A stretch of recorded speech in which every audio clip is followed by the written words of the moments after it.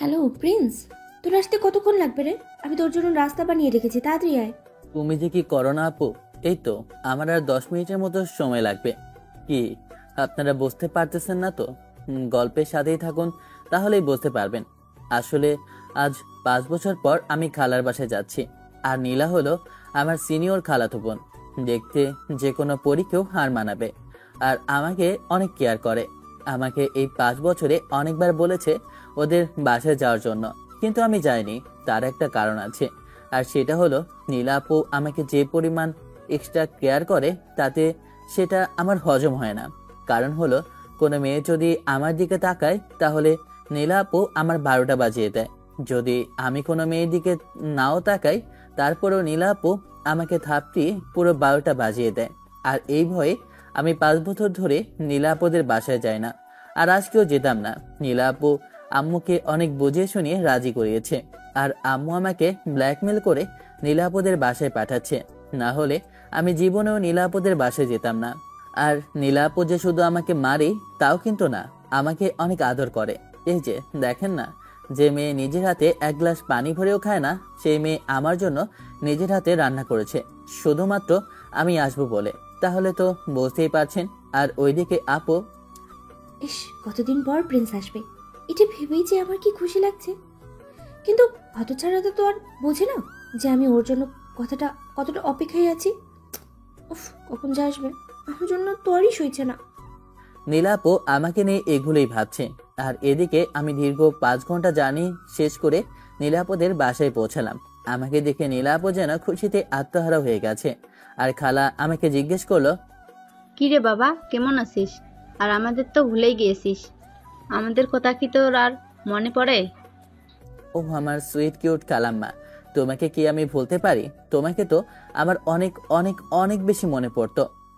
যদি আমার কথা মনেই পড়তো তাহলে এই 5 বছর একবার হলেও আমাকে দেখার জন্য এখানে আসতি।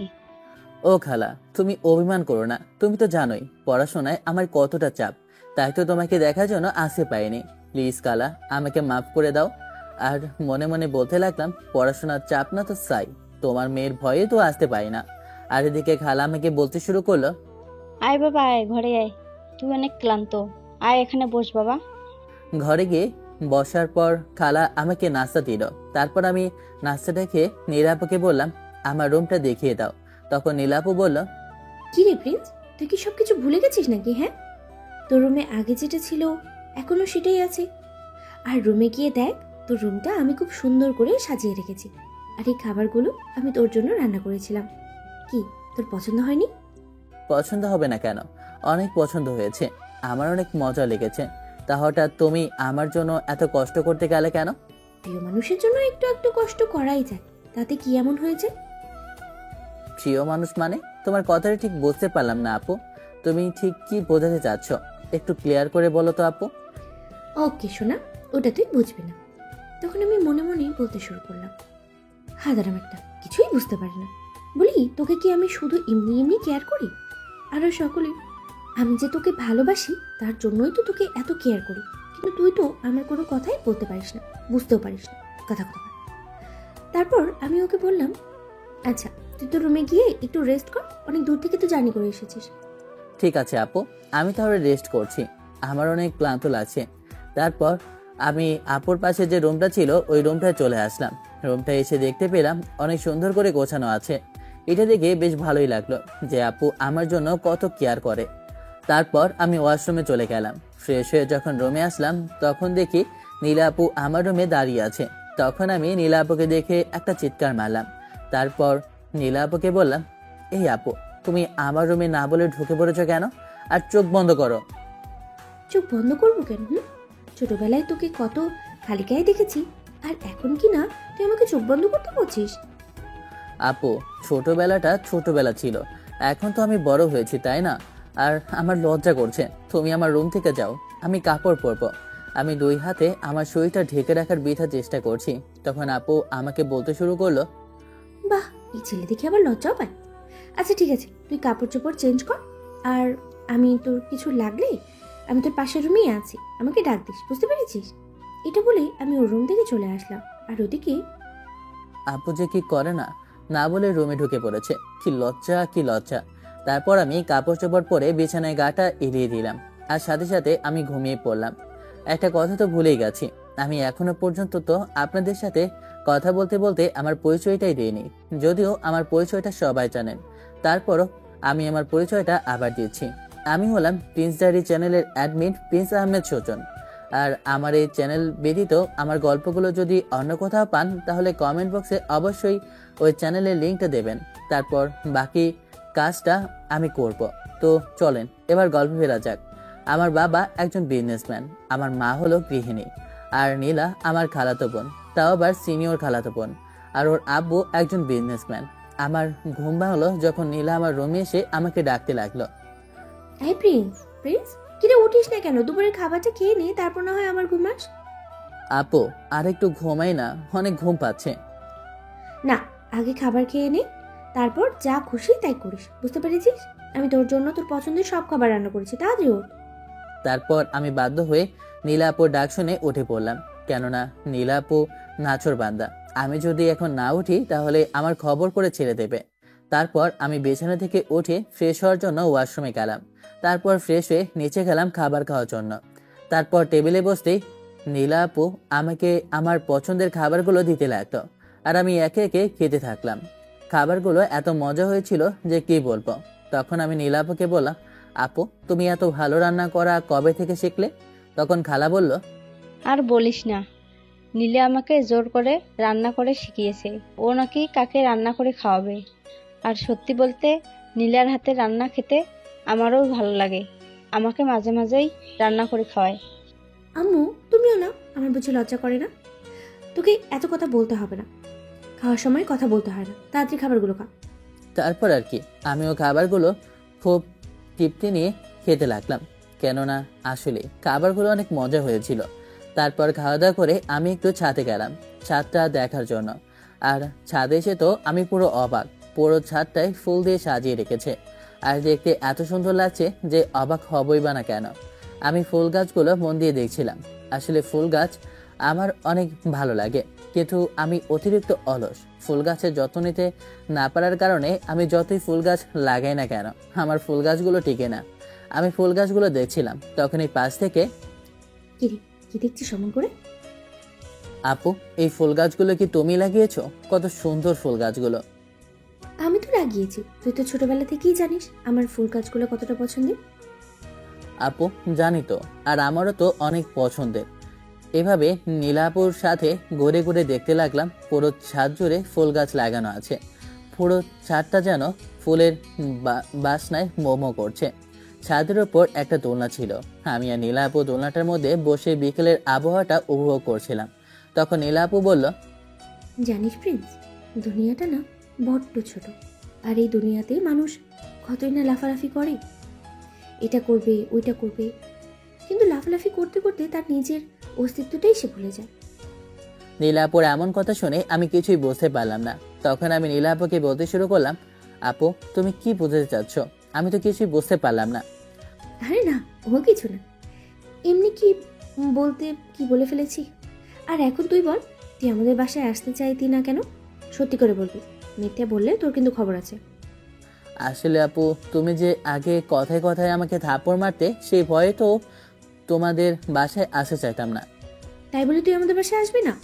আরে তখন তো তোকে আমি শাসন করতাম যেন কোনো বাজে মেয়ের পাল্লায় পড়ে জীবনটাকে নষ্ট না করিস। এই সময় তো তোকে শাসন করতাম, আর তাই বলে কিনা তুই আমাকে এমনভাবে ভুল বুঝলি? প্লিজ আপু তুমি এমন করে বলো না। তুমি তো আমাকে তখন কথায় কথায় মারতে। আমি যদি কোনো মেয়ের দিকে না তাকাতাম তাও মারতে, আর কোনো মেয়ে যদি আমার দিকে তাকাতো তাও আমাকে মারতে। এই জন্যই তো তোমার প্রতি আমার একটা ভুল ধারণা তৈরি হয়ে গিয়েছিল। তাই সেই ভয়ে আমি তোমাদের বাসায় আসতে চাইতাম না। আচ্ছা ঠিক আছে, আমি আপনাকে আর মারবো না, আর আপনাকে শাসনও করবো না, ঠিক আছে? আপনার লাইফ আপনার, যা ইচ্ছে হয় তাই করবেন, আমি আপনাকে কিচ্ছু বলবো না। আপু তুমি আমাকে আপনি করে বলছো কেন? আর আমার সাথেই বা এভাবে কথা বলছো কেন? প্লিজ আপু, আই এম সরি, আমার ভুল হয়ে গেছে। প্লিজ আপু আমাকে মাফ করে দাও, না হলে কিন্তু আমি এখনই বাসায় চলে যাব। কি বললি? তুই কি বাসায় চলে যাবি? তুই এক পা বাড়ি থেকে বের করে দেখ, তারপর তোর কি হাল করি আমি। আমি তো তোমার এই রূপটাই দেখতে চেয়েছিলাম। এখন আমার কাছে তোমার এই রূপটাই সবচেয়ে বেশি ভালো লাগে। তারপর আমি আর নীলা আপু অনেকক্ষণ এভাবে আড্ডা দিলাম। কিছুক্ষণ পর হঠাৎ করে আমার ফোন আসলো, আর ফোনের দিকে তাকিয়ে দেখি আমার আম্মু আমাকে ফোন দিয়েছে। ফোনটা রিসিভ করতে আমাকে বলতে শুরু করলো, কি রে প্রিন্স, খালার বাসায় গিয়ে দেখি আমাকে ভুলে গিয়েছিস। ওইখানে গিয়ে তো একটা ফোনও করলি না যে। ঠিকভাবে পৌঁছেছিস কি না? আমার বুঝি চিন্তা হয় না? আরে মা, মনে ছিল না, বাসায় এসেই তো খাওয়া দাওয়া করে ঘুমিয়ে গিয়েছিলাম। আর এখনো নীলা আপু আমাকে ডেকে খাবার খাইয়েছে, আর এখন একটু নীলা আপুর সাথে ছাদে বসে বসে আড্ডা দিচ্ছি। বুঝতে পেরেছি, ওইখানে গিয়ে এখন আমাকে ভুলে গেছিস। আচ্ছা নীলাকে ফোনটা দে তো, ওর সাথে একটু কথা বলি। আরে মা, তুমি যে কি বলো না, আমি কি তোমাকে বলতে পারি? আর দাঁড়াও, আমি নীলা আপুকে ফোন দিয়েছি। এই নাও নীলা আপু, আম্মু তোমার সাথে কথা বলবে। তারপর নীলা আপুর হাতে আমি ফোনটা দিলাম। তখন নীলা আম্মুকে বলতে শুরু করলো, কেমন আছো খালামণি? তুমি তো আমাকে ভুলে গিয়েছো। একবার আমাকে দেখার জন্য আমাদের বাসায় আসো না। আমি যদি তোমার নিজের মেয়ে হতাম তাহলে ঠিকই আমাকে দেখতে আসতে। রিপিট, রাগ করিস না মা, দেখিস না আমাকে কত কাজ সামলাতে হয়। আর তুই তো খুব ভালো করি, জানিসই তো তোর খালু আমার হাতের খাবার ছাড়া অন্য কারো হাতের খাবার খাই না। আর এজন্যই তো পড়েছি মানকার চিপাই, তাই তো কোথাও যাইতে পারি না। তাই বলে কি তুইও আসতে পারিস না? তুমি তো জানোই খালা, পড়াশোনার চাপে আমি কোথাও যেতে পারি না। না হলে কবেই তোমাদের বাসায় চলে যেতাম। আর বলো, তুমি কেমন আছো খালা? আর হ্যালো, কেমন আছে? এই তো আলহামদুলিল্লাহ মা, আমি আল্লাহর রহমতে অনেক ভালো আছি। আর তোর খালু ভালো আছে। তুই কেমন আছিস মা? আমিও আলহামদুলিল্লাহ ভালো আছি খালা। আর মা, আমার বাদরটাকে দেখে রাখিস, জানিসই তো কেমন ফাজিলের ফাজিল। ওকে বেশি ছাড় দিস না, ছাড় দিলে দেখবি ওর ফাজলামি শুরু হয়ে গেছে। আর ওখানে শুধু একমাত্র তোকে দেখেই তো ও ভয় পায়। ওকে একটু টাইট দিয়ে রাখিস। তুমি কোনো চিন্তা করো না খালামণি, এই বাদুরটাকে আমি দেখবে ঠিক টাইট দিয়ে রেখেছি। আচ্ছা মা, রাখি, ভালো থাকিস। ঠিক আছে খালামণি, তুমিও সাবধানে কাজ করো। আমি ওদের এমন কথা শুনে নীলা আপুকে জিজ্ঞেস করলাম, আপু, আম্মু আমার নামে তোমাকে কি বললো? হ্যাঁ, আর তুমি কোন বাদরটাকে টাইট দিয়ে রাখবা? আমি তো কিছু বুঝতে পারলাম না। আমার সামনে যে বাদরটা দাঁড়িয়ে আছে, এই বাদরটার কথাই খালামণি আমাকে বললো, যেন এইটাকে আমি বাদরটাকে ভালো করে রাখি, আর একটু যেন টাইট দিয়ে রাখি। থুর, আম্মুর সাথে আমি কোনো কথাই বলবো না। সবসময় আমার নামে একটা না একটা অ্যালিগেশন দেবে। আমার এমন কথা শুনে নীলা আপু বলতে শুরু করলো, আর দূর বোকা ছেলে, রাগ করিস কেন? খালামণি তো এমনিই মজা করেছে, তাই বলে এমন করে রাগ করে থাকবি? এভাবে আড্ডা দিতে দিতে রাত হয়ে গেল। রাতে খাবার টেবিলে এসে দেখলাম খালু এসে গেছে। আর খালু আমাকে দেখে বলতে শুরু করলো, কেমন আছো বাবা? আর তোমার আসতে কোনো অসুবিধে হয়নি তো? আর তোমার নীলা আপু কি তোমাকে কোনোভাবে হেনস্থা করেছে? যদি কোনোভাবে হেনস্থা করে তাহলে আমাকে বলবে, আমি ওর চামড়া তুলে ফেলবো। এই তো খালু, আলহামদুলিল্লাহ অনেক ভালো আছি। আর আপনি কেমন আছেন? আর না খালু, নীলা আপু আমাকে এখন আর কোনো বকাঝকা করে না। আর নীলাও এখন তো আমাকে অনেক কেয়ার করে। যাক, অবশেষ কেউ আমার নামে সুনাম করলো, শুনে খুব খুশি লাগলো। আর আপু, তোমার সবসময় এমন মনে হয় কেন যে আমি ওর সাথে খারাপ ব্যবহার করব? এই তো বাবা, আলহামদুলিল্লাহ ভালো আছি। আর নীলা, তোকে আমি হাড়ে হাড়ে চিনি। তুই যে কেমন বদমাস মেয়ে সেটা আমার থেকে ভালো আর কেউ জানে না। একমাত্র তোর জন্যই আমার ছেলেটা এখানে আসে না, আর প্রায় 5 বছর পর এখানে আসলো। এখন যদি কোনো উল্টাপাল্টা কিছু করিস তাহলে তোর খবর আছে। আরে খালু, তুমি নীলা আপুকে এমন করে বকছো কেন বলো তো? আর আমি তো নীলা আপুর জন্য এখানে আসা বাদ দিইনি। আমার তো পড়াশোনা ছিল, পড়াশোনার অনেক কিছুই চাপ ছিল, এজন্যই তো এখানে আসতে পারিনি। প্লিজ খালু, তুমি নীলা আপুকে বকো না। ঠিক আছে বাবা, আমি ওকে আর বকবো না। এখন নাও, খাবার খাও। আর খাওয়ার সময় কোনো কথা বলতে হয় না। আসলে খালুর এমন করার কারণ হলো যে খালু আমাকে অনেক ভালোবাসে। আর এই 5 বছর আমাকে অনেকবার এখানে আসতে বলেছে, কিন্তু আমি আসিনি। আর খালু বিজনেসের কারণে কোথাও যাওয়া হয়ে ওঠে না। আর তাই তো আমাকে দেখে সে অনেক খুশি হয়েছে।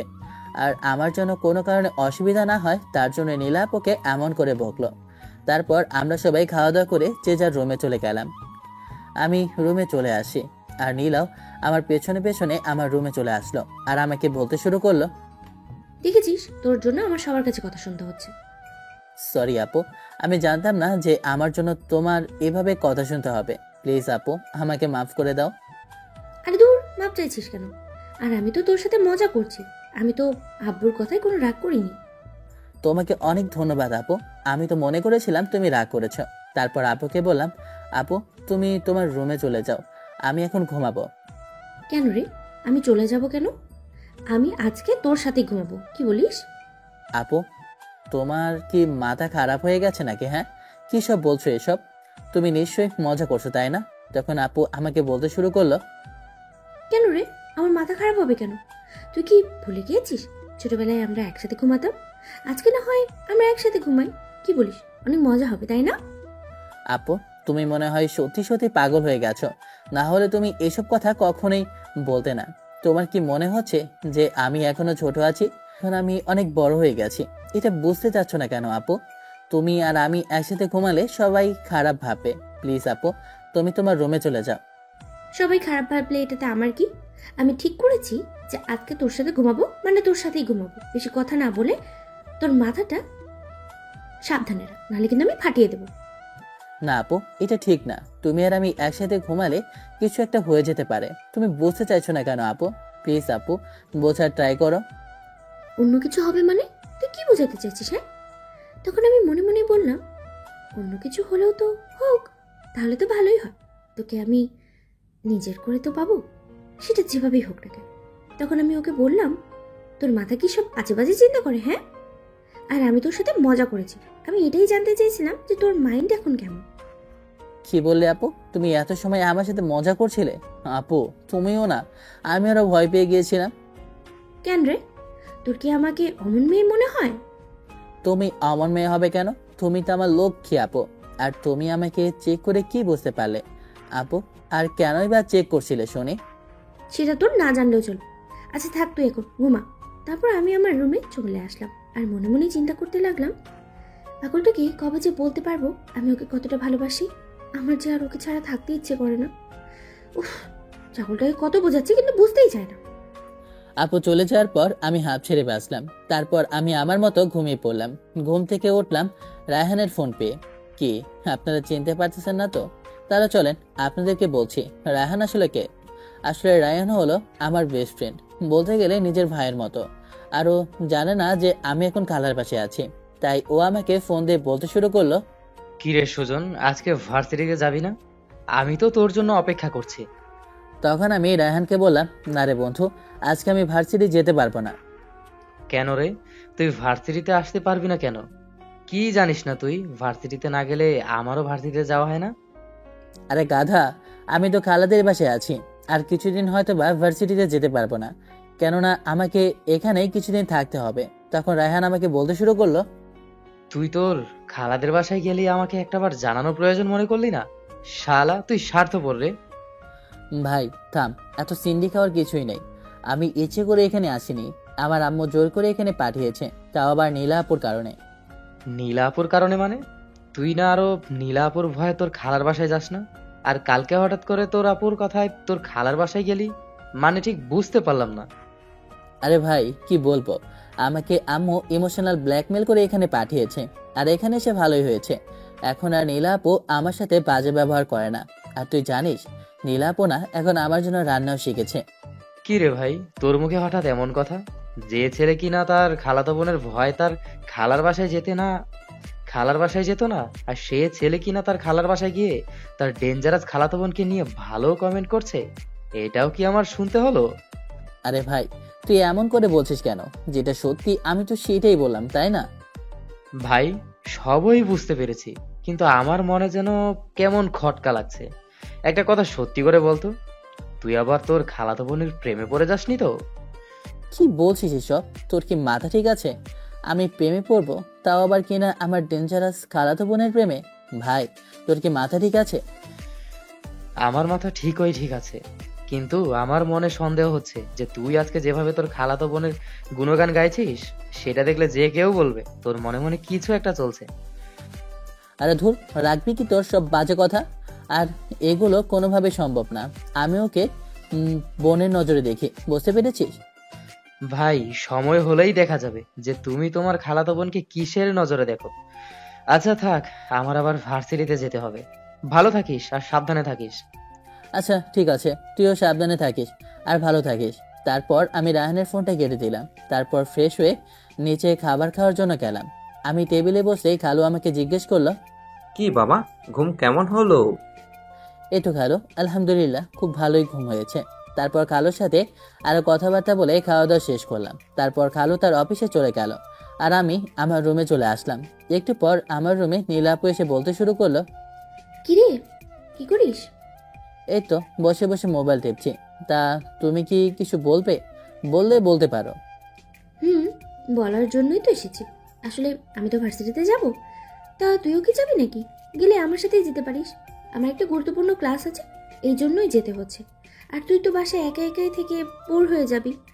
তার থেকে ভালো আমার সাথে চল, আমার গুরুত্বপূর্ণ ক্লাসটা শেষ করে তারপর না হয় তোর সাথে ঘোরাঘুরি করবো। কি বলিস, যাবি আমার সাথে? আমি ভেবে দেখতে লাগলাম, নীলা আপু আসলে ঠিক কথাই বলেছে। আমি বাসায় একা একা থেকে কি বা করবো, তার থেকে ভালো নীলা আপুর সাথে তার ভার্সিটিতে যাই, এটাই ভালো হবে। তখন আমি নীলা আপুকে বললাম, ঠিক আছে আপু, চলো। আচ্ছা তুই তাহলে রেডি হ, আমি রেডি হয়ে আসি।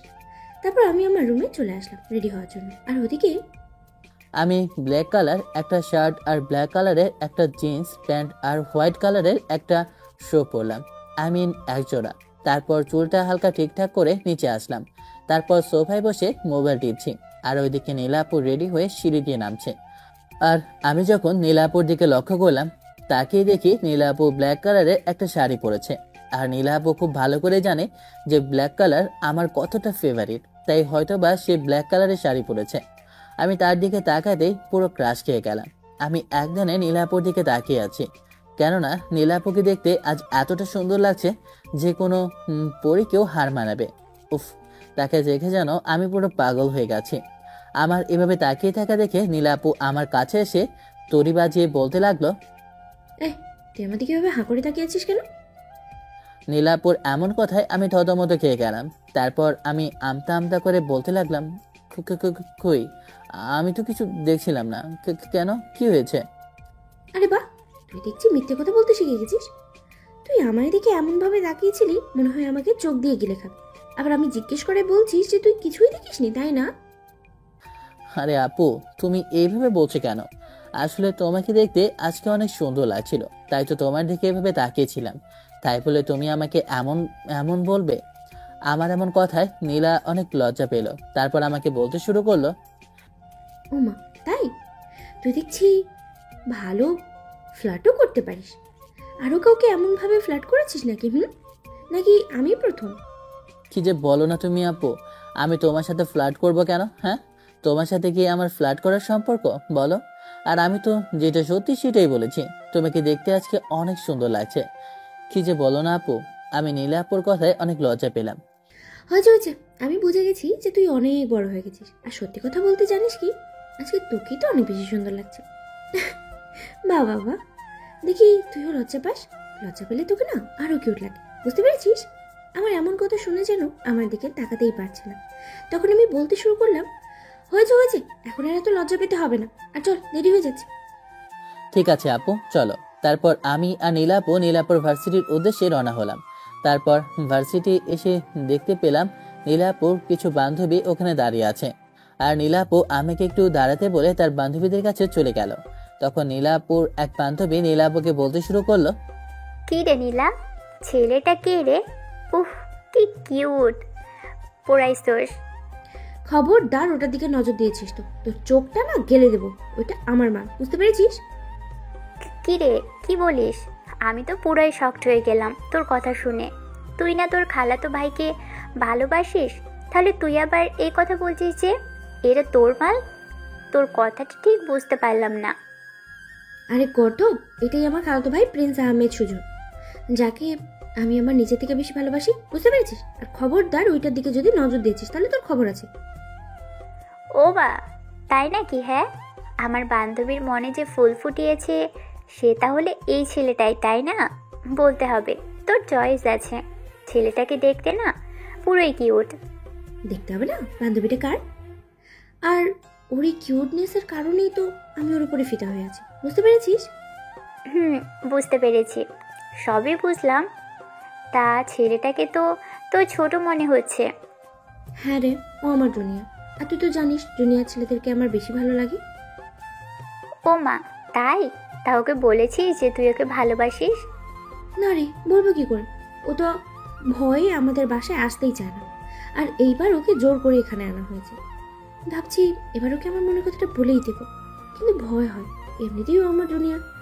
আর দেখছি যে কিউটি যদি না করে দেয় তখন। সবই বুঝলাম, কিন্তু একটা কথা বলি, ভালো চাস তো আগে আগেই বলে দে, না হলে দেখবি কবে কোথা থেকে এসে কেউ ওকে প্রপোজ করে দেয়, তখন কিন্তু তোরই কপাল পুড়বে। আশা করি আমার কথাটা বুঝতে পেরেছিস। আমারও তো এটা নিয়েই ভয় রে। আমি ওকে অনেকভাবেই বোঝানোর চেষ্টা করেছি যে আমি ওকে ভালোবাসি, কিন্তু বলটা তো বুঝতেই পারে না।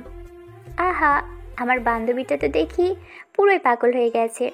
আর বেশি দেরি করিস না, বুঝেছিস? দেরি করলে তোরই লস। আমি হলে তো কবেই ওকে বলে দিতাম। আহা, আমার যদি এরকম একটা খালাতো মামাতো চাচাতো ভাই থাকতো তাহলে কতই না ভালো হতো। তো মজা করিস না তো, এমনিতেই আমি আমার পেয়ারার বাচ্চি না। আর তুই জানি আছিস মজা।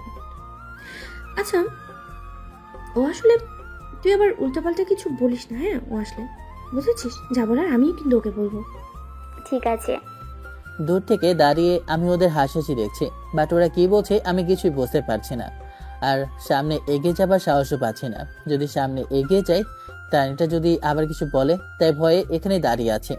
হঠাৎ দেখলাম নীলা আপু আমাকে তার কাছে যেতে বললো। তখন আমি নীলা আপুর কাছে যেতে নীলা আপু আমাকে বলতে শুরু করলো, প্রিন্স, তোদের পরিচয় করিয়ে দিই। ও হলো আমার বান্ধবী তিথি ইসলাম, আর তিথি আমার খালাতো ভাই প্রিন্স আহমেদ সুজন। আসসালামু আলাইকুম তিথি আপু, কেমন আছেন? এই তো আলহামদুলিল্লাহ, অনেক ভালো আছি। কিন্তু তুমি একটা কথা কি জানো? কি কথা আপু? আর আপনি না বললে আমি জানবো কি করে? বলছি, দাঁড়াও আগে। বলছি যে আমি ভালো থাকলেও আমার বান্ধবী নীলা তো ভালো নেই। কি হয়েছে নীলা আপুর? হয়েছে তো, অনেক কিছুই হয়েছে। সেটা তুমি বুঝেও না বোঝার ভান করে আছো নাকি? কি বলতে চাচ্ছেন আপনি আপু? আমি তো ঠিক বুঝতে পারছি না। আর নীলা আপু, আপনার কি হয়েছে? আপনি ভালো নেই কেন? আরে দূর, ও তোমার সাথে মজা করছে, তুই কি এটাও বুঝিস না? ও আচ্ছা। তখন নীলা আপু আমাকে বলতে শুরু করলো, আচ্ছা প্রিন্স, তুই ওখানে বসে ফোনটা টিপতে থাক, বুঝতে পেরেছিস? আর এই ফাঁকে আমি আমার গুরুত্বপূর্ণ ক্লাসটা করে আসি। আর সাবধান, কোনো মেয়ের দিকে তাকিয়েছিস বা কোনো মেয়ের সাথে কথা বলেছিস তাহলে তোর কিন্তু খবর আছে। ঠিক আছে আপু, আপনি কোনো চিন্তা করবেন না, আমি এখানে বসে থাকবো। আর কোনো মেয়ের সাথে কথা বলবো না, ঠিক আছে? ঠিক আছে, কথাটা যেন তোর মাথায় থাকে। তারপর আমি দিদিকে সাথে নিয়ে ক্লাসের দিকে যেতে লাগলাম। তারপর আমি দিদিকে বললাম, কিরে তোর মুখে দেখি কোনো কথাই আটকায় না, আর একটু হলেই তো বলে দিতি। আরে বান্ধবী বললেই তো ভালো হতো, তুই তো বলতে পারছিস না। আমি না হয় তোর একটু হেল্প করতে গিয়েছিলাম, কিন্তু তুই তো আর করতে দিলি না। তোর বলতে হবে না, যা বলার ওকে আমিই বলবো। ঠিক আছে বলিস, আর পারলে আজকেই বলে দিস। আমিও সেটাই ভাবছি, আজকে ক্লাস শেষ করে ওকে নিয়ে পার্কে ঘুরতে যাব। আর আমি ডিসাইড করেছি যে পার্কে গিয়ে ওকে সব কথা বলে দেবো। আর এদিকে আমি বসে বসে আমার মতো ফোন চালাচ্ছি। হঠাৎ দেখি আমার বন্ধু রায়হান আমাকে ফোন করলো। তখন আমি ফোন রিসিভ করে ওকে বলতে শুরু করলাম, কি রে, কি খবর তোর? হঠাৎ ফোন দিলি? কি রে শালা, তোকে ফোন দিতে কি আমার কারণ লাগবে? আরে ভাই, এটা না, ফোন দিলি কেন এটাই জিজ্ঞেস করলাম আর কি। তা কেমন আছিস? আর বলিস না, তোকে ছাড়া একা একা বোরিং ফিল করছি। তা কবে আসবি রে তুই? কি বলিস তুই? আমাকে মিস করিস? আমি মিস করি বলেই তো তোকে ফোন করি। তুই তো আর আমাকে মিস করিস না। তুই তো তোর খালাতো বোনকে পেয়ে আমাকে পুরো ভুলেই গিয়েছিস। বাহ, আমার বন্ধু দেখি ইমোশনাল ডায়লগও দিতে পারে। শালা, তোরে মেরে আলবত্তা বানিয়ে ফেলবো। আমি আমার খালাতো বোনকে পেয়ে তোকে ভুলে গেছি মানে? তুই কি বোঝাতে চাচ্ছিস? হ্যাঁ, আমি কি বোঝাতে চাচ্ছি ওটা তুই খুব ভালো করেই বুঝতে পারছিস, শুধু প্রকাশ করছিস না। আচ্ছা যাই হোক, তোকে যে জন্য ফোন দিলাম সেটা হলো মায়া তোর খবর জানতে চাইলো, আর আমি ওকে বললাম তুই তোর খালার বাসায় আছিস। কি বলিস? হঠাৎ মায়া আবার আমার খবর জানতে চাইলো কেন? সেটা কি আমি জানি নাকি? তোর কথা জিজ্ঞেস করতে করতে আমার মাথা পুরো খেয়ে ফেলেছে। তাই তো আমি বলে দিয়েছি যে তুই তোর খালায় বাসায় আছিস। কি জানি ওই মেয়ের মাথায় কি চলে, ওগুলো আমার ভেবে লাভ নেই। আর ওরে গায়ে পড়া স্বভাব দেখে আমার একদম ভালো লাগে না। এটা তো আমিও জানি, তুই যে ওকে এড়িয়ে চলিস। আচ্ছা যাই হোক, তা কবে আসবি? দেখি আর 2-4 দিন থাকবো, তারপর চলে আসবো। আচ্ছা ঠিক আছে, সাবধানে থাকিস। তুইও সাবধানে থাকিস। আমি কলটা কেটে দিলাম, আর তখনই দেখলাম নীলা আপু আমার সামনে দাঁড়িয়ে আছে আর আমার দিকে তাকিয়ে আছে। তখন আমি নীলা আপুকে জিজ্ঞেস করলাম, কি হয়েছে আপু, তুমি আমার দিকে এমন ভাবে তাকিয়ে আছো কেন? আমার এমন কথা শুনে তখন নীলা আপু আমাকে বলতে শুরু করলো, সেটা না হয় বলছি যে কেন আমি তোর দিকে এভাবে তাকিয়ে আছি। তার আগে তুই আমাকে এটা বল যে তুই এত সময় কার সাথে হেসে হেসে কথা বলছিলি, কে সে? তখন আমি নীলা আপুকে বললাম, আরে আমি রায়হানের সাথে কথা বলছিলাম। কেন, তাতে কি হয়েছে, কোনো সমস্যা? আরে না, এমনি জিজ্ঞেস করলাম আর কি। তা রায়হান তোকে কি বললো? কি আর বলবে, তুমি তো জানোই আমাকে ছাড়া যেমন ও থাকতে পারে না, তেমনি আমি ওকে ছাড়া থাকতে পারি না। আর তাই তো ও আমাকে ফোন করে বলল যে আমি কবে যাব, ওর নাকি ভালো লাগছে না আমাকে ছাড়া। ও, তা ওকে কি বললি যে কবে যাবি? আমি ওকে বললাম যে আমি আরো 2-1 দিন পরেই চলে যাব। এত তাড়াতাড়ি চলে যাবি? আর কিছুদিন থেকে গেলে হতো না? না আপু, তুমি তো জানোই সামনে আমার পরীক্ষা, আর তাই তো বেশি দিন থাকা যাবে না। তখন নীলা আপু মনে মনে চিন্তা করতে লাগলো, তাও তো ঠিক মতো বলছে 2 দিন, 1 দিনের মধ্যেই চলে যাবে না। আমরা আর দেরি করতে চলবে না। আজকে আমি ওকে প্রপোজ করে দিব, পরে যা হয় দেখা যাবে। তখন আমি প্রিন্সকে বলতে শুরু করলাম, আচ্ছা প্রিন্স, তুই যেহেতু 2-1 দিন পরে চলে যাবি, তাহলে চল তোকে আজকে আমি কোথাও থেকে ঘুরিয়ে নিয়ে আসি। তখন আমি নীলা আপুকে বললাম, ঠিক আছে আপু চলো। তারপর আমি আর নীলা আপু একটা পার্কে চলে আসলাম। তারপর আমি নীলা আপুকে জিজ্ঞেস করলাম, আপু এটা তুমি কোথায় নিয়ে এলে? এখানে তো সবাই জোরে জোরে বসে আছে, এটা তো মনে হচ্ছে প্রেমিক প্রেমিকাদের জায়গা। এখানে আমাদের কি, চলো আমরা অন্য কোথাও যাই। অন্য কোথাও যাবো কেন? এটা প্রেমিক প্রেমিকাদের জায়গা হয়েছে তো কি হয়েছে? তুই আর একটা কথা বলিস না, তুই শুধু আমার সাথে আয়। তারপর আমি প্রিন্সকে নিয়ে একটা ফাঁকা জায়গায় চলে গেলাম যেখানে কেউ নেই। তখন আমি প্রিন্সকে বলতে শুরু করলাম, আচ্ছা প্রিন্স, তোকে আমি একটা কথা বলতে চাই। কি কথা আপু, কি বলবে বলো? তখন নীলা আপু আমাকে বলতে শুরু করলো, আসলে তোকে এখানে নিয়ে আসার একটা কারণ আছে, আর আমি তোকে যে কথাটা বলতে চাই সেটা তুই কিভাবে নিবি আমি জানি না, কিন্তু তুই কথা দে, তুই আমার কথাটা রাখবি। আসলে আপু তুমি কি বলতে চাও যে তোমার কথাটা না শুনে আমি কি করে বলবো যে তোমার কথাটা আমি রাখতে পারবো কিনা? আসলে আমি তোর কাছে অনেক দামি একটা জিনিস চাইবো, আশা করি এই জিনিসটা তুই আমাকে দিবি। প্লিজ প্লিজ তুই কথা দে, আমার কথাটা তুই রাখবি। আপু তুমি এমন করে বলছো কেন বলো তো? আর আমার কাছে কি এমন দামি জিনিস আছে যে সেটা আমি জানি না? আর প্লিজ তুমি আগে আমাকে বলো যে কি কথা আর কি জিনিস। যদি আমার দেওয়ার মতো সামর্থ্য থাকে তাহলে আমি অবশ্যই তোমাকে ফিরিয়ে দেব না। অবশ্যই তোর সামর্থ্য আছে, তুই চাইলেই সেটা সম্ভব। প্লিজ আপু তুমি আমাকে একটু খুলে বলবে? আমার মাথা কেমন যেন ওলটপালট হয়ে যাচ্ছে। আচ্ছা বলছি,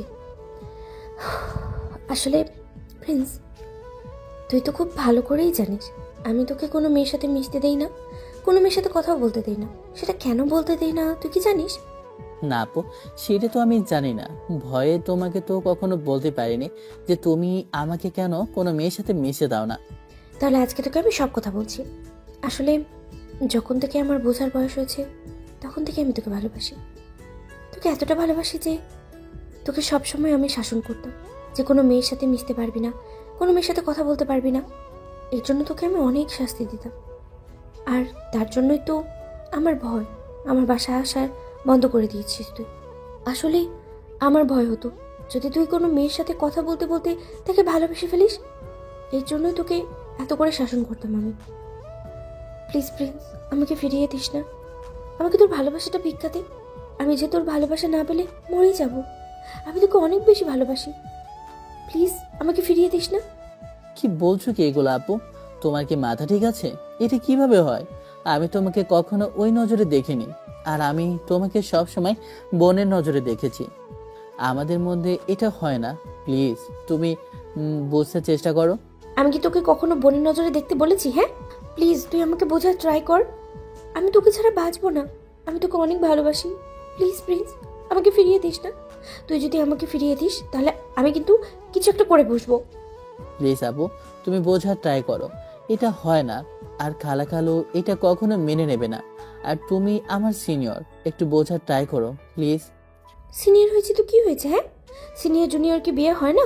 তারা কি সংসার করে না? তুই কি বোঝাতে চাইছিস? আর আমার আব্বু আম্মুকে আমি ম্যানেজ করব, ওইটা নিয়ে তোর চিন্তা করতে হবে না। তুই শুধু বল তুই আমাকে ভালোবাসিস কিনা। আপু প্লিজ একটু বোঝার ট্রাই করো, এটা কোনোভাবেই হয় না। তোকে আমি যেটা বলেছি তুই যদি সেটা না শুনিস তাহলে আমি এক্ষুনি আত্মহত্যা করবো। নীলাপুর এমন কথা শুনে আমি ভয় পেয়ে গেলাম। তখন আমি নীলাপুকে বলতে শুরু করলাম, দেখো আপু, আমাকে একটু ভাবার জন্য সময় দাও প্লিজ।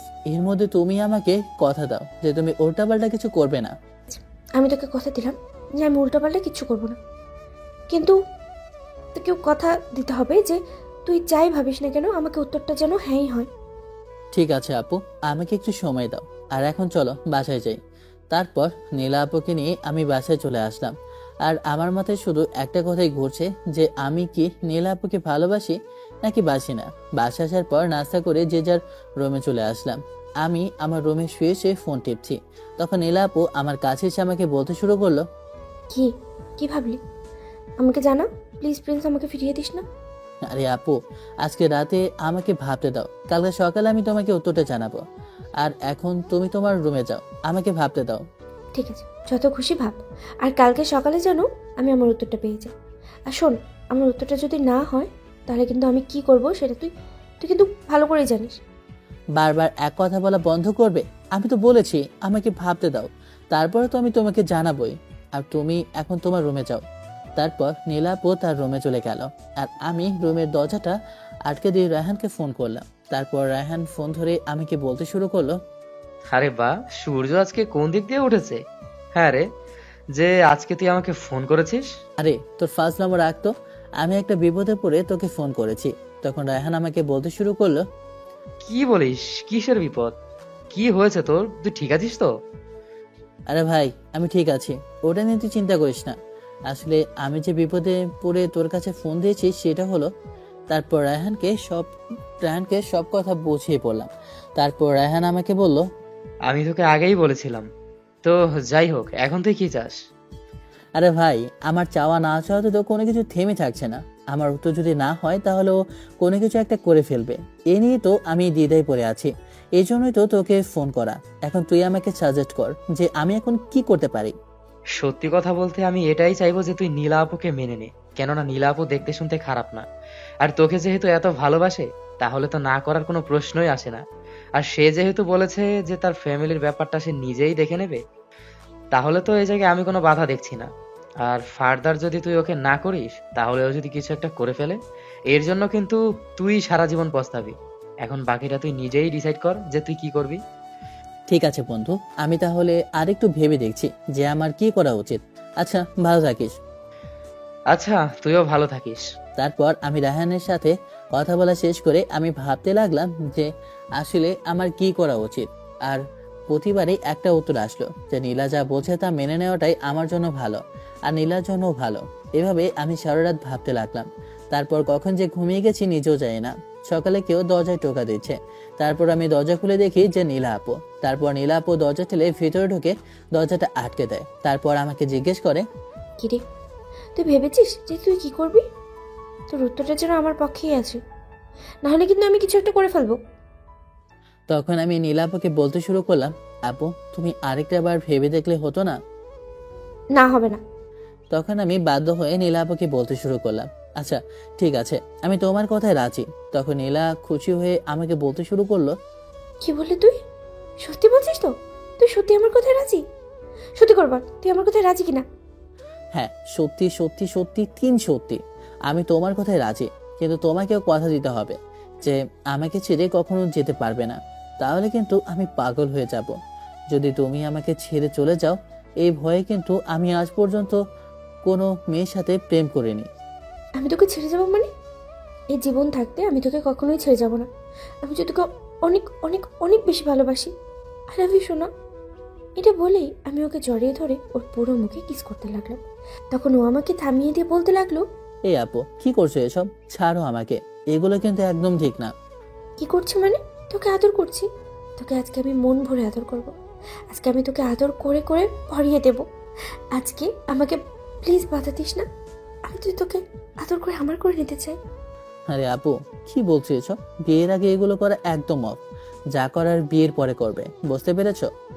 আরে বারবার কি আপু আপু করছিস? হ্যাঁ, এখন তো আমরা গার্লফ্রেন্ড বয়ফ্রেন্ড। এখন আমাকে নাম ধরে রাখবি, নীলা বলে রাখবি। প্লিজ আজকে তোকে একটু আদর করতে দে। এর থেকে বেশি কিছু করবো না, শুধু একটু আদর করবো। আচ্ছা, তোমার যা ইচ্ছা তাই করো। আজকে লাস্ট। এরপর বিয়ের আগে আমার কাছে কিন্তু কিছু চাইতে পারবে না। আর তোমাকে আপু বলতে বলতে তো আমার অভ্যাস হয়ে গেছে, তাই না? আর তোমার নাম ধরে রাখতে তো আমার একটু টাইম লাগবে। আমি তোমাকে সবার সামনে আপু বলে রাখবো। আর তুমি আর আমি যখন একান্ত সময় কাটাবো তখন আমি তোমাকে নাম ধরে রাখবো, ঠিক আছে? ঠিক আছে শোনা, শুধু আজকেই তোমাকে আদর করতে দাও। তারপর আর কি? আমি ওকে অনেকক্ষণ আদর করতে এলাম, তারপর হাঁপিয়ে গেলাম। তখন আমি ওর বুকে মাথা রেখে শুয়ে আছি। আসলে ওকে আদর করার মানেটা হলো শুধু কিস করা, এর থেকে বেশি কিছু না। আপনারা তো আবার অন্য লাইনে চলে যেতে পারেন, তাই আপনাদেরকে ক্লিয়ার করে বলে দিলাম। আচ্ছা, তখন প্লিজ আমাকে বলতে শুরু করলো প্লিজ। অনেক হয়েছে, এখন তুমি তোমার রুমে যাও। সবাই যদি জানতে পারে তুমি আমার এখানে আছো তাহলে অনেক বড় অঘটন হয়ে যেতে পারে। আর একটু থাকি না তোমার বুকে? তোমার বুক থেকে তো আমি উঠতেই মন চাচ্ছে না। কতদিনের অপেক্ষার পর তোমার বুকটাই আমার ঠাঁই হয়েছে। আর একটু থাকতে দাও না। আরে সোনা, বিয়ের পরে তো তোমার যখন ইচ্ছা তখন থাকতে পারবে, তখন তার কেউ আমাদের বাধা দেবে না, তাই না?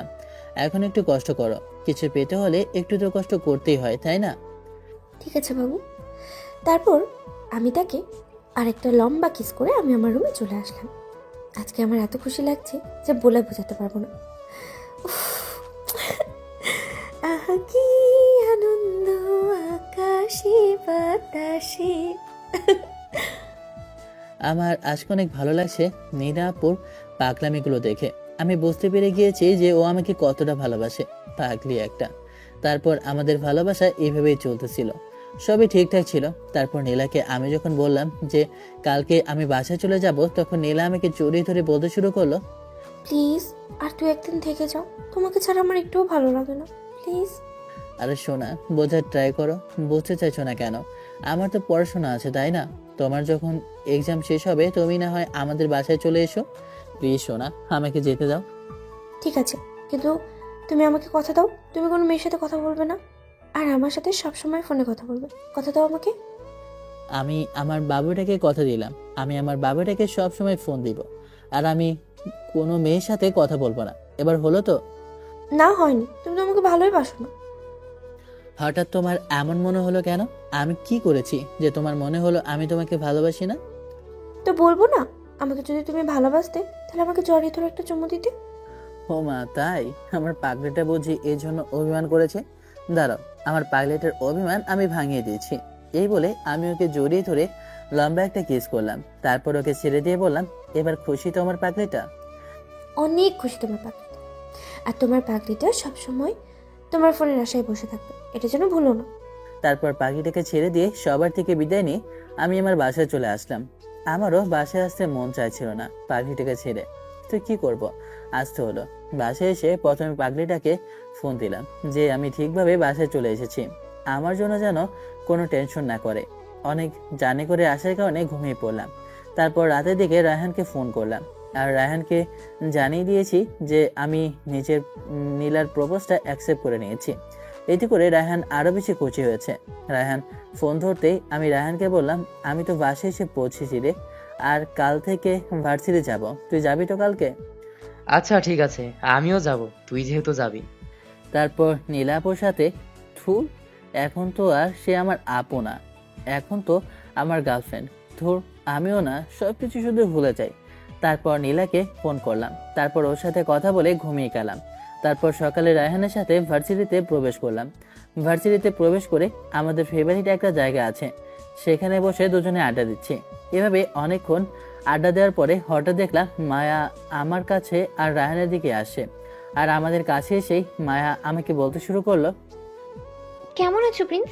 তুমি জানো আমি তোমার জন্য এই কয়েকদিন কতটা ব্যাকুল হয়েছিলাম। এই তো আমি আলহামদুলিল্লাহ ভালো আছি। তা তুমি হঠাৎ আমার জন্য ব্যাকুল হয়ে থাকবে কেন? তোমার কথাটা ঠিক বুঝতে পারলাম না।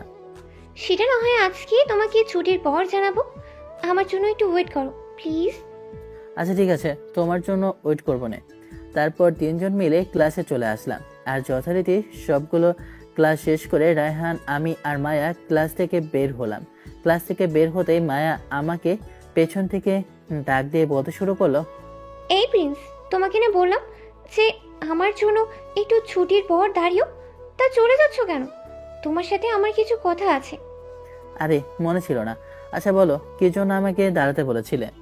সব কথা কি আর সব জায়গায় বলা যায়? হ্যাঁ, কিছু কথা শুধু একান্তেই বলা যায়, বুঝতে পেরেছো? হোয়াট? কি বলতে চাইছো তুমি? সেটা না হয় বললেই বুঝতে পারবে। আচ্ছা চলো ভার্সিটির পেছনে যাই। আর রায়হান, তুমি একটু গেটের দিকে দাঁড়াও। ও গেটের সামনে দাঁড়াবে কেন? তুমি যা বলার ওর সামনেই বলবে। প্লিজ, ও গেটের সামনে দাঁড়াস না, আমার তোমার সাথে পার্সোনাল কথা আছে, প্লিজ। আচ্ছা প্রিন্স, সমস্যা নেই, তুই ওর সাথে কথা বলে আয়, আমি তোর জন্য ওয়েট করছি। এইটা বলে আমি ওখান থেকে চলে আসলাম। আর ওরা দুজন ভার্সিটির পেছনে গেল। ভার্সিটির পেছনে যেতেই তখন প্রিন্স মায়াকে জিজ্ঞেস করলো, আচ্ছা তুমি যেন কি বলতে চাও বলো তো? আমার আবার তাড়া আছে, যা বলবে একটু তাড়াতাড়ি বলবে। আরে দাঁড়াও বলছি তো, এত তাড়া কিসের? আসলে আমি তোমাকে যে কথাটা বলার জন্য এখানে নিয়ে এসেছি সেটা হলো, আমি তোমাকে ভালোবেসে ফেলেছি। প্লিজ প্রিন্স, আমাকে তুমি ফিরিয়ে দিও না। কি বলছো এসব তুমি? তোমার কি মাথা ঠিক আছে? আমি তোমাকে শুধু একজন বন্ধু নজরে দেখেছি, এর থেকে বেশি কিছু না। আর আমার গার্লফ্রেন্ড আছে। কি বলছো কি তুমি এসব? তোমার গার্লফ্রেন্ড আছে মানে? আমি তো জানি তোমার গার্লফ্রেন্ড নেই। তাহলে তোমার গার্লফ্রেন্ড হলো কি করে? আর কে তোমার গার্লফ্রেন্ড? আমার গার্লফ্রেন্ড বানাতে হলেও কি তোমার মতামত নিয়ে আমার গার্লফ্রেন্ড বানাতে হবে? আর আগে ছিল না, এখন আছে। আর হ্যাঁ, আমার গার্লফ্রেন্ড হলো আমার খালাতো বোন নীলা। কি বলছো? না, এটা হতে পারে না। আর নীলা তো তোমার থেকে সিনিয়র, এটা কিভাবে সম্ভব? তুমি নিশ্চয়ই মিথ্যা বলেছো। আমি বুঝলাম না, তোমার সাথে আমার মিথ্যা বলে কি লাভ? আর সিনিয়র হয়েছে তো কি হয়েছে? সিনিয়র জুনিয়র কি প্রেম ভালোবাসা হয় না? আরে না, সেটা বলছি না। আর ওর মাঝে কি এমন আছে যা আমার মাঝে নেই? তুমি যদি চাও আমি তোমাকে আমার সব কিছু উজাড় করে দিতে রাজি আছি। প্লিজ আমাকে তুমি সুযোগ করে দাও। আমি আমি ওর থেকে তোমাকে বেশি ভালোবাসা দেব। আমাকে কি তোমার অমন ছেলে মনে হয়? হ্যাঁ, আর তুমি বলে না কি নাই ওর মাঝে? ওর মাঝে তোমার মতো মন মানসিকতা নেই, বুঝতে পেরেছো? তোমার মতো নোংরা মন মানসিকতার মেয়েকে আমি আমার বন্ধু ভাবতেও ঘৃণা করি। আজকের পর থেকে তোমার সাথে আমার কোনো সম্পর্ক নেই, কথাটা যেন তোমার মাথায় থাকে। অনেক বড় ভুল করছো, এই শোধ আমি নেবই। যে জিনিস আমার হবে না সেই জিনিস আমি অন্য কারো হতে দেব না। কথাটা তুমি মাথায় রেখো, মাইন্ড ইট। আরে যাও যাও, তুমি কি করতে পারবে সেটা আমার জানা আছে। আজকের পর থেকে তুমি আমার সাথে কোনো কথা বলবে না। তোমার সাথে আমার সম্পর্ক আজকের পর থেকে নেই। তারপর আমি ওখান থেকে চলে আসলাম। আর রায়হানের কাছে আসতেই রায়হান আমাকে জিজ্ঞেস করলো, কি রে, কি হয়েছে? তুই আমার উপর রেগে আছিস কেন? হ্যাঁ, ও তোকে কি বললো? জানিস ওর মন মানসিকতা কেমন? তারপর আমি রায়হানকে সবকিছু খুলে বললাম। সবকিছু শুনে রায়হান আমাকে বলতে শুরু করলো, আমি আগেই বুঝতে পেরেছিলাম ও এমন মানসিকতারই মেয়ে। কি রকম জঘন্য মেয়ে হলে ও এমন কথা বলতে পারে? আচ্ছা বাদ দে, তুই ওর সাথে আর কথা বলতে চাস না। তুই কি পাগল যে এরপরেও আমি ওর সাথে সম্পর্ক রাখতে যাব? ওর সাথে আমি সকল সম্পর্ক ভেঙে দিয়ে এসেছি। একদম ঠিক করেছিস। কথায় আছে না, হিংস্র গরুর থেকে শূন্য গোয়াল অনেক ভালো। আচ্ছা বাদ দে, এখন চল বাসায় যাওয়া যাক। সেটাই, আচ্ছা বাসায় চল। তারপর আমি আর রায়হান যে যার বাসায় চলে গেলাম। তারপর নীলার সাথে কিছু কথা বলে খাওয়া দাওয়া করে ঘুমিয়ে গেলাম। এভাবে অনেক দিন পার হয়ে যায় আর নীলারও এক্সাম শেষ হয়ে যায়। আর আমি ওই দিনকার পর থেকে আর মায়ের সাথে কথা বলিনি, যদিও ও আমার সাথে কথা বলতে এসেছিল, কিন্তু আমি ওকে এড়িয়ে চলেছি। এভাবে আমাদের দিনগুলো খুব ভালোই কাটছিল। কিন্তু আমি কখনো ভাবতেই পারিনি আমার জীবনে এমন একদিন আসবে যে দিনের কারণে আমার সবকিছু ওলটপালট হয়ে যাবে। গল্পের সাথে থাকলে জানতে পারবেন যে আমার সাথে কি এমন হয়েছিল। তো একদিন আমি আর রায়হান বরাবরের মতোই ভার্সিটিতে প্রবেশ করি। আর তখন মায়া আমার আর রায়হানের কাছে মাপ চাইতে লাগে যে ওর ভুল হয়ে গেছে, ওকে যেন আমরা দুজন মাফ করে দিই। ওর এমন আকুতি মিনতি দেখে ওকে মাফ করে দিলাম। কিন্তু এই মাফ করাটাই ছিল আমাদের জীবনে সবচেয়ে বড় একটা বাধা। এভাবে খুব ভালোই চলছিল আমাদের জীবন। নীলার সাথে কন্টিনিউয়াসলি কথা বলা, ওকে বারবার বলতাম যেন আমাদের বাসায় আসে, কিন্তু ও শুধু বলতো আসবে আসবে। এই জন্য দুদিন ধরে ওর সাথে আমি কথা বলা অফ করে দিয়েছি। ও আমাকে অনেকগুলো ফোন, SMS, টেক্সট অনেক কিছু করেছে, কোনো কিছুরই রিপ্লাই দিইনি। কেন রিপ্লাই দেব? ওর পরীক্ষা শেষ, তারপরও আমার এখানে আসে না। ওকে দেখার জন্য আমি পুরো পাগল হয়ে আছি। ও যেন বুঝতেই চাইছে না, আমাকে ইগনোর করে চলছে। তাই তো ওর সাথে কথা বলা বন্ধ করে দিয়েছি। তারপর আমি আর রায়হান আজকে ভার্সিটি শেষ করে যে যার বাসায় যাওয়ার উদ্দেশ্যে রওনা হলাম। আজকে বাসায় যেতে আমার যেন কেমন ফিল হচ্ছে। আমার মনে হচ্ছে আজকে কিছু একটা হতে চলেছে। বাসায় যেতেই আমার বুকটা কেমন যেন ধক করে উঠলো। মনে হলো আমার খুব প্রিয় জিনিসটা আমার আশেপাশে আছে। তারপর আমি ফ্রেশ হওয়ার জন্য আমার রুমে চলে আসলাম। রুমে এসে এমন একটা জিনিস দেখলাম যা দেখে আমি নিজেকে আর ধরে রাখতে পারলাম না।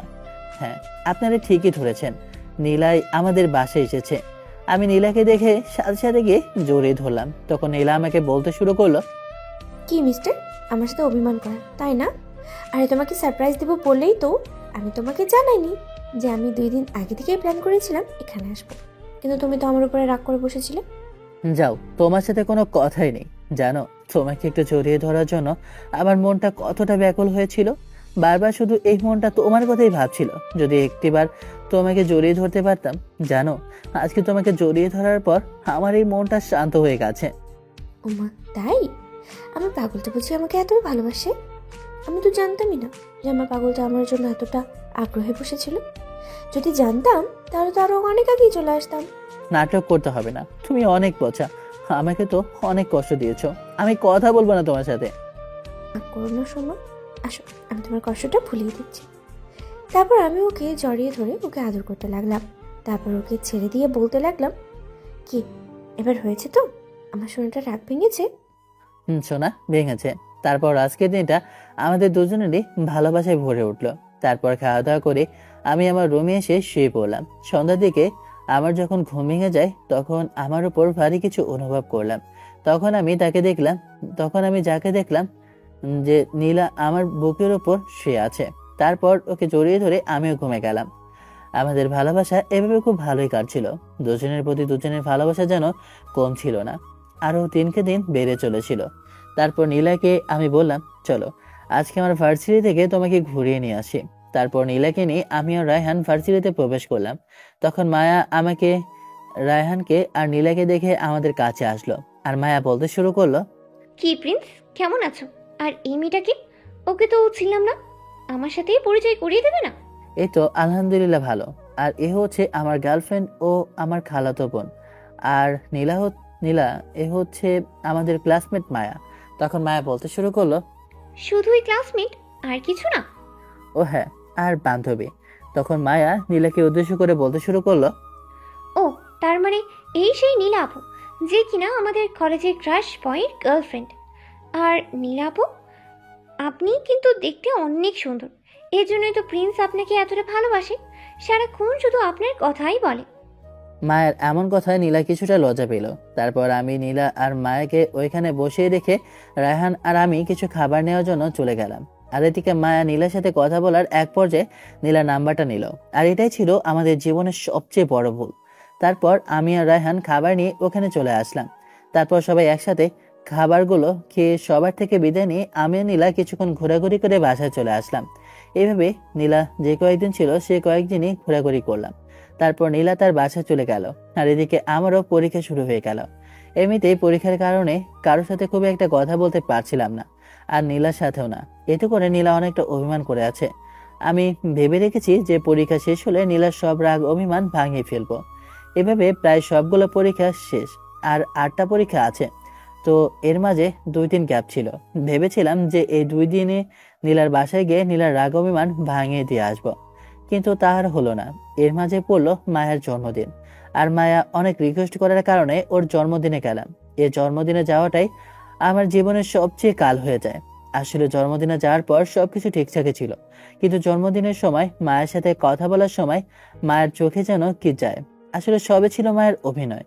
আর মায়া আগে থেকে ঠিক করে রেখে দিয়েছিল যে এমন কিছু একটা হলে তখন একজনকে দিয়ে সে সকল ছবিগুলো তুলে নেবে। আর হলো ঠিক তাই। আমি জানতামই না যে কেউ আমাদের ছবিগুলো তুলছে, আর পেছন থেকে দেখলে মনে হবে যে আমি মায়াকে কিস করছি। আর এই ছবিগুলোই মায়া নীলার নাম্বারে পাঠায়। এই ছবিগুলো দেখে আমিও যেন অবাক হয়ে গেছি। তারপর নীলা আমাকে বলতে শুরু করলো, ছি প্রিন্স, ছি, তুই আমার বিশ্বাসের এই প্রতিদান দিলি? কি দেইনি তোকে আমি? নিজের সবটুকু উজাড় করে দিয়েছি। আমি তোকে আমার সব কিছু দিয়ে ভালোবেসেছি, আর তুই কিনা আমার ভালোবাসাটা এই প্রতিদান দিলি? এইটা নীলা, বিশ্বাস করো, এই সব কিছু মিথ্যে। আমি ওর সাথে কিছুই করিনি। আমার কথাটা তো একবার শোনো প্লিজ নীলা, প্লিজ। আর কি শোনার বাকি রেখেছিস তুই? তুই আমার সব বিশ্বাস ভেঙে চুরে একাকার করে দিলি। আরে তুই যদি চাইতি, আমি আমি তোকে আমার সবকিছু, তোকে সবকিছু আমার উজাড় করে দিতাম। তারপর কেন তুই আমার সাথে ছলনা করলি? কেন করলি? এমন কি দোষ করেছিলাম আমি? আমি তোকে ভালোবেসেছিলাম, এটা কি আমার দোষ ছিল? অনেক ভালো প্রতিদান দিলি আমার ভালোবাসাটার। আজকের পর থেকে তোর সাথে আমার আর কোনো সম্পর্ক নেই। ভালো থাকিস তোর মায়াকে নিয়ে। এই কথাটা বলে নীলা তার ফোনটা কেটে দেয়। আমি ওকে বোঝাতে পারলাম না যে আমার কোনো দোষ নেই, আর আমি এই মুহূর্তে পারছিও না ওদের বাসায় যেতে। তারপর আমি রায়হানকে ফোন করলাম। সবকিছু জানানোর পর রায়হান আমাকে বলল, তুই কোনো চিন্তা করিস না, আমি সব কিছু দেখছি আর আমি সকল খবর লাগাচ্ছি। তারপর নিজেকে শান্ত করে ডিসাইড করলাম যে আগে সবগুলো এক্সাম শেষ করি, তারপর নীলাদের বাসায় গিয়ে তারপর ওকে বোঝাবো। এভাবে সবগুলো এক্সাম শেষ করব। ঠিক তাগের এক্সামটায়, মানে লাস্ট এক্সামটায়, খালা আমার আম্মুকে ফোন করলো যে নীলা নাকি বিয়ে ঠিক হয়ে গেছে। এটা শুনে আমার মাথায় যেন আকাশ ভেঙে পড়লো। আমি নিজেকে যেন ঠিক রাখতে পারছিলাম না, আর এদিকে কোনো প্রমাণ হাতেও পাচ্ছিলাম না। তখন আমি রায়হানকে ফোন করি। তারপর রায়হান আমাকে জানায় যে কবে বিয়ে। তখন আমি রায়হানকে বলি যে আমাদের এক্সাম শেষ হওয়ার পরের দিন। তখন রায়হান আমাকে বলে, তুই চিন্তা করিস না, নীলার কিছুতেই বিয়ে হবে না, আর আমি সকল প্রমাণ পেয়ে গেছি। আর মায়াকেও এর উচিত শাস্তি দিতে চেয়েছিলাম, কিন্তু ওর মা বাবা আমার হাত পা ধরে অনেক রিকোয়েস্ট করার কারণে ওকে এবারের মতো ছেড়ে দিয়েছি। কি বলছিস তুই? আমি তো কিছুই বুঝতে পারছি না, সব তো আমার মাথার ওপর দিয়ে যাচ্ছে। আরে দাঁড়া বলছি, আসলে তুই যে ছবিগুলোর কথা বলছিলি না, সবগুলো যে মিথ্যে। আমি এইগুলো খুঁজে বের করার জন্য অনেক চেষ্টা করি, কিন্তু কোনোভাবেই খুঁজে পাচ্ছিলাম না। হঠাৎ করে আমার চোখ যায় সিসিটিভি ফুটেজে, আর ওই ফুটেজ দেখে সবকিছু ক্লিয়ার হয়ে যায় যে সবকিছুই ছিল মিথ্যে, আর এই সকল কিছুর মূল কারিগর ছিল মায়া। কি বলিস তুই? তার মানে ও আমার সাথে এগুলো করেছে? ওকে আমি ছাড়বো না। বাদ দে, এরপর ও আর কিছু করবে না। ওর মা বাবা আমার হাত পা ধরে মাফ চেয়েছে, যদি এরপর কিছু করে তাহলে ওকে পুলিশে দেব। তোকে অনেক ধন্যবাদ রে বন্ধু, তোকে অনেক ধন্যবাদ। আজকে তুই না থাকলে তাহলে। ওই শালা, ধন্যবাদ কিসের রে?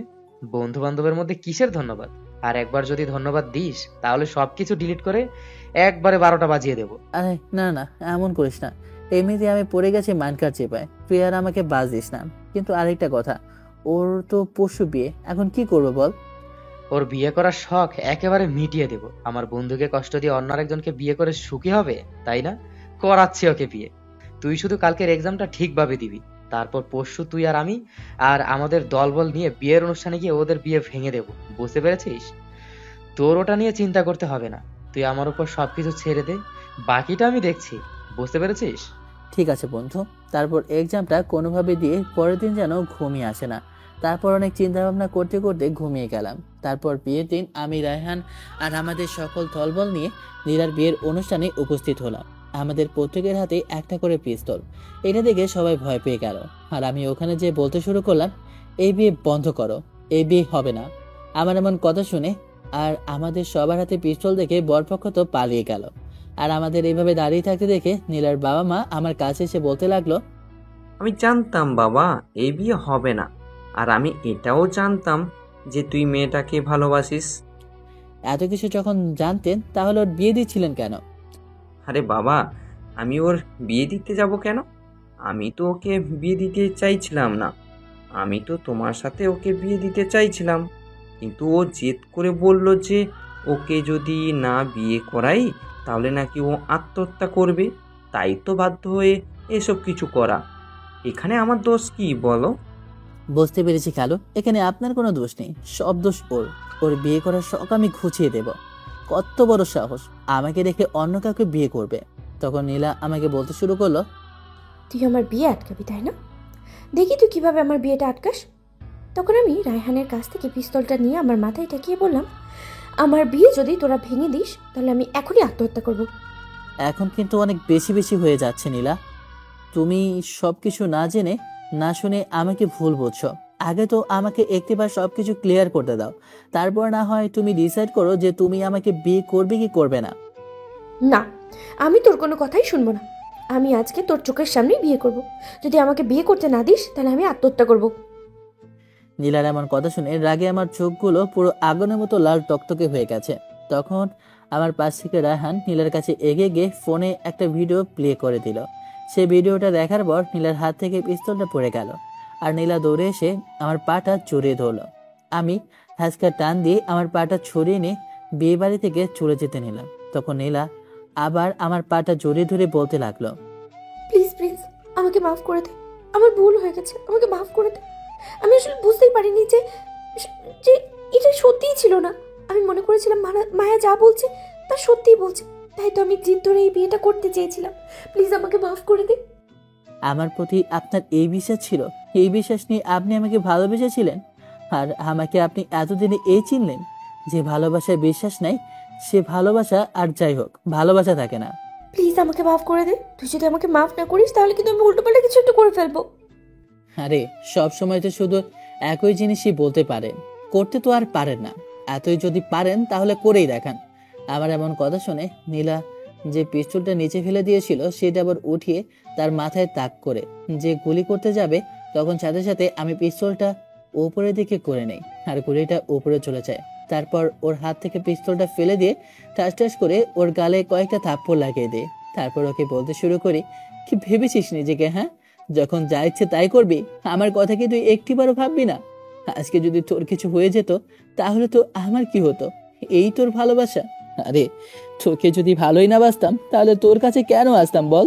একটু অবহেলা করেছি বলে তুই নিজেকে শেষ করে দিতে চাইলি, আর আমি যে কয়েকদিন তিলে তিলে শেষ হয়ে যাচ্ছিলাম তখন কি একটিবারও চিন্তা করেছি যে আমি যদি কিছু একটা করে ফেলি তখন কি হতো বল? আমাকে মাফ করে দাও, আমি জীবনের কোনো তোমাকে ভুল বুঝো না। প্লিজ আমাকে মাফ করে দাও। তারপর আর কি নীলাকে মাফ করে দিলাম। যত যাই হোক ভালো তো বাসি, তাই না? তাই চাইলেও আর রাগ করে থাকতে পারি নাই। তারপর সবার মতে আমাদের বিয়েটা হয়ে গেল। এখন আমি বাসর ঘরে বসে আছি। তখন নীলা আমাকে বলল, অবশেষে আমাদের ভালোবাসাটা পূর্ণতা পেল, তাই না?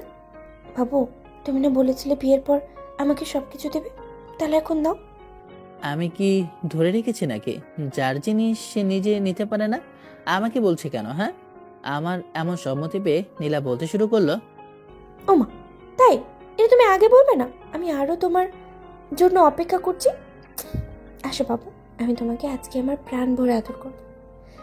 তারপর আর কি, আমি প্রিন্সকে প্রাণ ভরে আদর করছি। আর আপনারাও আপনাদের ভালোবাসার মানুষকে প্রাণ ভরে আদর করুন। আর প্রাণ ভরে আদর করতে হলে অবশ্যই বিয়ে করতে হবে। তো যত তাড়াতাড়ি পারেন বিয়েটা করেই ফেলেন, না হলে মরে খান। আল্লাহ হাফেজ, tata, bye bye, have fun, খোদা হাফেজ। ভালো থাকবেন সবাই, আর আমাদের প্রিন্স ডায়েরির পাশেই থাকবেন সবসময়।